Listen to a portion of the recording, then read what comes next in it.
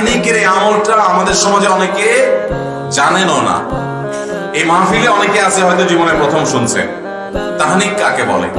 তাহনিক বলা হয় নবজাতক বাচ্চাকে জন্মের পর কোন একজন আল্লাহ ভীরু নেককার মানুষের কাছে একটা খেজুর নিয়ে যাবেন।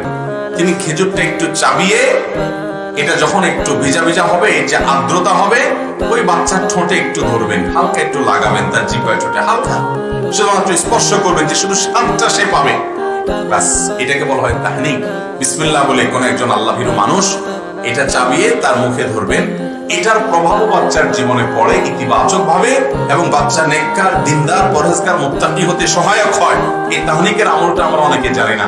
আপনি ওইরকম আল্লাহর নেককার কাউকে পাচ্ছেন না, আপনার মসজিদের ইমাম সাহেবকেও পাচ্ছেন না, তো আপনি নিজে শুরু করে দেন, কোনো অসুবিধা নেই। বিসমিল্লাহ বলে খেজুর চাবি আপনি বাচ্চার মুখে তাহনিক করান। আর যদি কোনো আলেমের কাছে নিয়ে যেতে পারেন বা কোনো আলেমকে দাওয়াত দিয়ে আনতে পারেন, তার মাধ্যমে আপনি তাহনিক করতে পারেন, সেটাও হতে পারে। তাহনিকটা জন্মের সাথে সাথেই করতে হবে এমন কোনো কথা নেই। আপনি 2 দিন পরে করেন, 5 দিন, 7 দিন, 10 দিন, 20 দিন পরে করেন, তাও হবে, কিন্তু বাচ্চাকে তাহনিক করাবেন।